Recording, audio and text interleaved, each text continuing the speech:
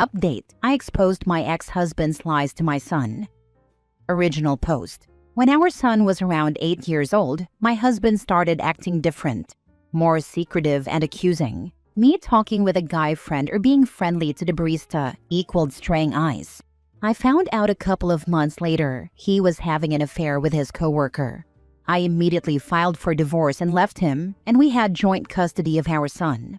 Of course, I constantly reassured him that the divorce wasn't his fault. I didn't want him to hate his dad because of his love for me. So I just lied about the reason and said that adults grow apart sometimes, and that's just how it is. But for some reason, he was never convinced.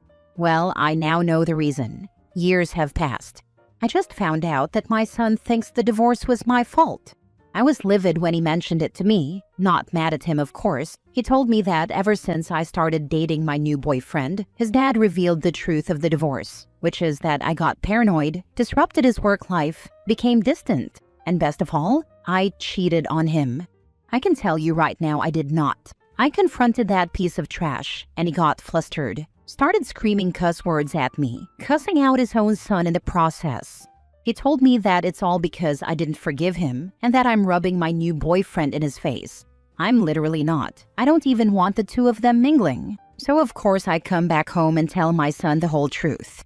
He's refusing to talk to his father now and doesn't want to go over to his house. I'm being cussed out by his side of the family for ripping a father away from his son, but I couldn't care less. Now for the top comments before reading the update. Classic Fafo. He became exposed as the bad guy while trying to frame you. I'm glad your kid is smart enough to know who the liar is and who the victim is. I'm just thankful I didn't fail as a parent and managed to raise a good person. I find it hilarious that the family was okay with him ripping your son away from you by lying and telling him you were the one that cheated, but are pissed that you told the truth. And now your kid doesn't want anything to do with his dad, and rightfully so. I guarantee if your ex had been honest, your kid would have been mad, but eventually come around.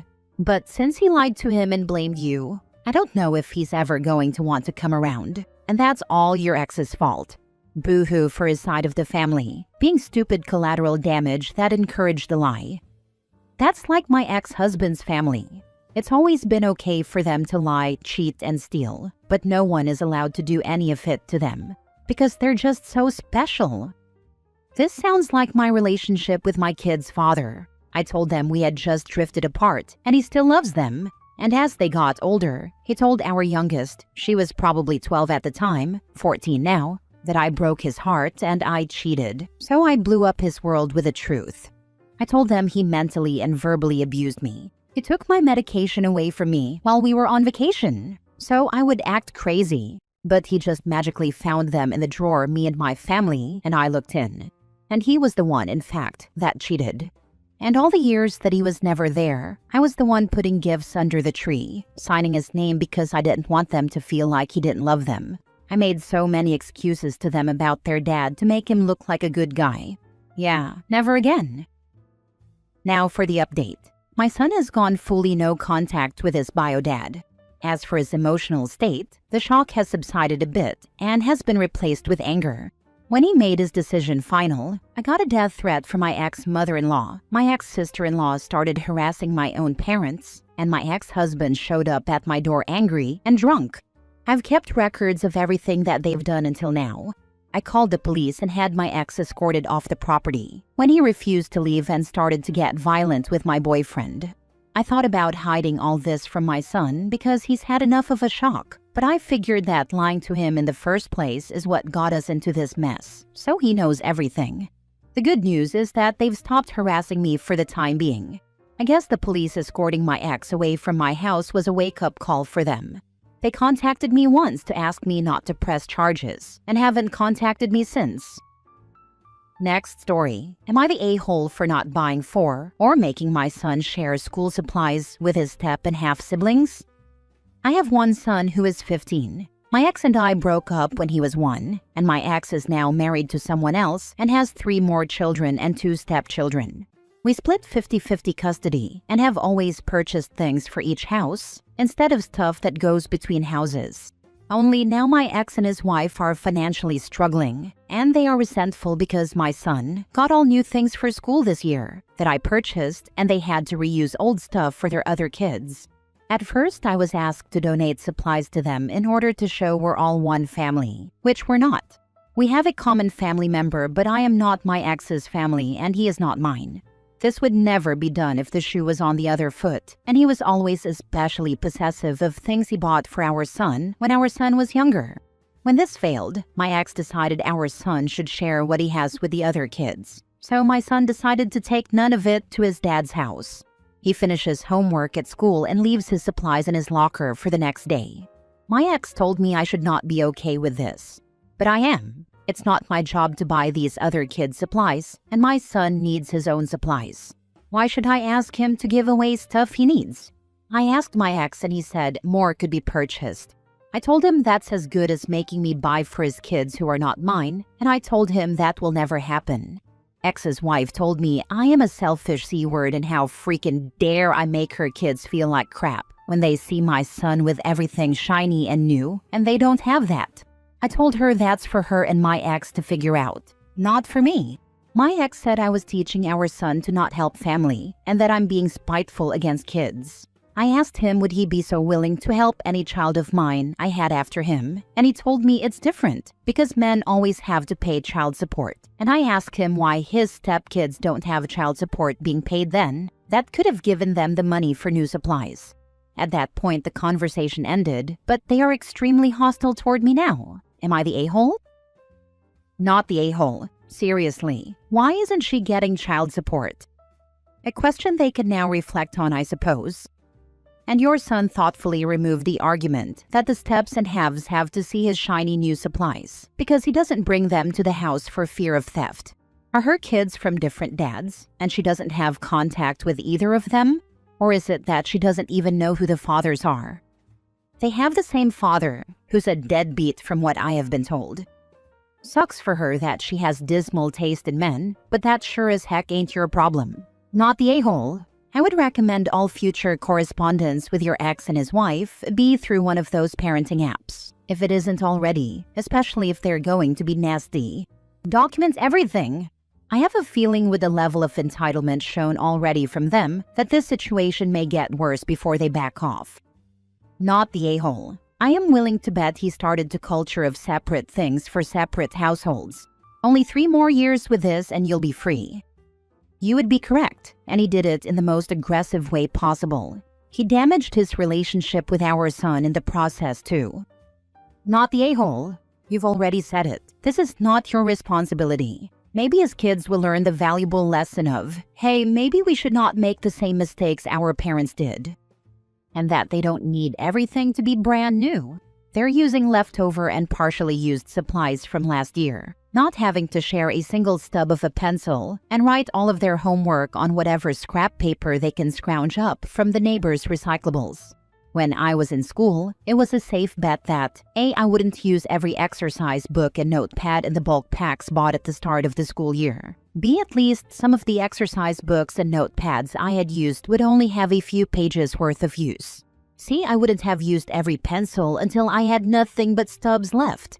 And D, pens still had plenty of ink left, especially cartridge pens. OP's son is 15, and presumably not bringing boxes of crayons to school. Next story. I was right about the paternity test. I had a vasectomy 10 years ago. It wasn't something I rushed into. It was a well-thought-out decision that I knew was permanent. I had no interest in having children, and I wanted to take responsibility for making sure accidents wouldn't happen. I went through the surgery, recovered, and lived the past decade with complete confidence that pregnancy was off the table. Fast forward to now, my long-term girlfriend, the woman I've been with for years, suddenly comes to me and tells me she's pregnant. She even shows me the test, looking me straight in the eye, expecting me to share her excitement. My reaction wasn't what she wanted, though. My first response was simple. I want a paternity test. It wasn't that I didn't trust her at all. For years, we've been together, and I believed in her loyalty, but the science is clear. I had a vasectomy. After years of having regular sex with her, raw, no protection, and countless times finishing in her, why now, a decade later, would she suddenly end up pregnant? The timing didn't make sense. The odds were astronomically low. If she really was pregnant, then I needed proof, because everything about the situation screamed that something wasn't right. When I said this, she flipped. She told me that me asking for a test was a deal breaker, that I was insulting her and showing that I didn't trust her at all. But I stood my ground. I told her flat out, I'm willing to risk the relationship over this. I need to know the truth.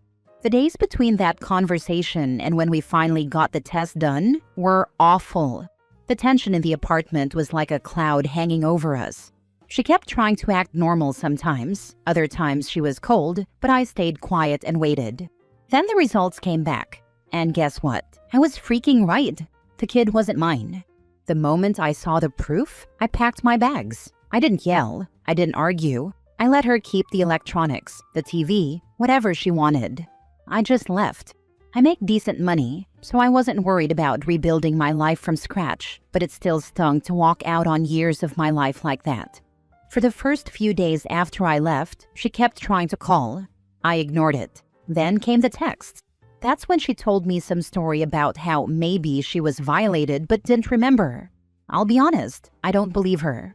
Maybe that makes me harsh, but the timing and the way she framed it felt like a desperate excuse. If that were true, wouldn't she have told me immediately? Wouldn't she have gone to the police, or at least shared her trauma instead of smiling while showing me a pregnancy test? It didn't add up. I can't say I'm not devastated. My anger covers most of it, but underneath it hurts. I keep thinking, how long was she cheating on me? How much of our relationship was a lie? When she was with me, was she faking her orgasms after sleeping with someone else?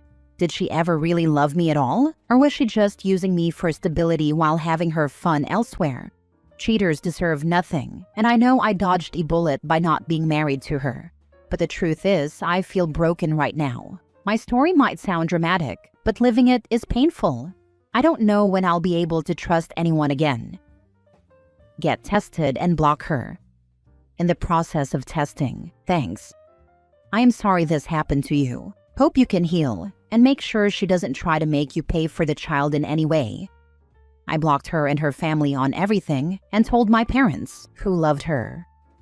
Oh man, now that you've threatened to leave if you don't get a paternity test, she thinks she might have been essayed and can't remember? I don't think so. Why the heck aren't cheaters who have sterile partners the most careful with birth control? It's the most obvious tell that they've been cheating. I'm so sorry this happened to you. She's a piece of work and I hope she gets an abortion. I wouldn't wish a mother like that, one who would make up a false essay story in order to hide cheating, on anyone. To be fair, spontaneous reversals are a thing. Also, people use birth control for more than just what the name implies. A little story. When I got snipped many years ago, I did all my tests and was sure I was shooting blanks before my wife had her IUD removed. About 4 to 5 years later, she had a friend who got pregnant but her husband was snipped. The husband got tested and one vase had reattached. He had been snipped for 5 years. This scared me so much that I called my urologist and said I wanted an order for a sperm test. The receptionist gave me a hassle about why I was seeking a test so many years afterward. I then told her about our friends. She busted out laughing and said, "Come on by and get the order." And they wrote it as stat. I immediately went to the lab, did the deed, and waited. The lab tech called me up looking solemn and said there were no sperm present. I smiled and said thank you. She then asked, "Is that what you wanted to hear?" I said absolutely. I think she was expecting me to be sad. Last story. Am I the a-hole for feeling upset that a girl I was friends with benefits with got a boyfriend without even saying a word to me? I, 23 male, just got out of a very toxic relationship and wasn't ready to be with anyone yet. I basically didn't want another relationship and wanted to focus on myself for once, until I met her. We first started communicating when I had to get her number for work. I was the instrument manager for the orchestra and needed to contact one of her friends, so I took her number to reach out. I didn't think we'd talk again, but later she responded to a post I made about relationship trauma in men. She replied saying, "Women go through it too," and that led to a long conversation where she ended up trauma dumping about her past. After that, we started talking more regularly. Things were fine until she sent me a one-view image saying she liked me. Mentally, I wasn't in a place for a relationship, but after hearing everything she had gone through, I didn't want to hurt her feelings. Plus, she was cute and nice, or so I thought. After several deep conversations, she invited me to her place. Since we had just met and she had only recently told me she liked me, I thought it might not be appropriate, but I agreed to come over that Saturday. When I got there, we planned to watch a movie. She made me food, I set up the projector, but then she came into the room wearing just a bra and shorts. I tried to brush it off, but throughout the movie she kept hinting at wanting to kiss. I ignored it a few times, but eventually gave in and kissed her, a mistake. Afterwards, I felt conflicted. I broke my own rule of not getting involved. I didn't know how to tell her I didn't want a relationship, so I stupidly asked her best friend for advice. That blew up in my face. Her best friend told her, and she went off on me. I apologized for not being honest, and eventually I told her the truth. She seemed to understand. Here's where I messed up again. I asked if we could just be friends with benefits. I'll admit I enjoyed that night with her, and I thought it could be a mutual agreement. She agreed, and a couple days later I went over again. We kissed, watched a show, and she even gave me a gift. I felt like an a-hole because she clearly had real feelings. A few days later, I went to a party and realized I might actually want to try being with her. But when I reached out, she had already gone home for the summer. I asked about her plans, and she casually mentioned going to the beach with her friend and her boyfriend. I was shocked. Boyfriend? I had no idea she was even seeing someone. I asked when this happened, and she said it was a week ago, the same night I left her place. Basically, she had been talking to both of us. I was heartbroken. I know we were just friends with benefits, but I feel like she could have at least told me she wanted a boyfriend. When I told her how I felt, she said it didn't matter because I wasn't actually dating her. After that, I stopped talking to her. So am I the a-hole for being upset? Dude, first stop complaining and playing the victim. She did indicate, and you even acknowledged she seemed to have real feelings for you. You made it clear you weren't ready or interested in that. If you're just friends with benefits, she can talk to whoever she wants and doesn't owe you the details at all. The only thing she owed you was clearly breaking it off once she met someone who was ready for a relationship. You quite literally did this to yourself. You're the a-hole.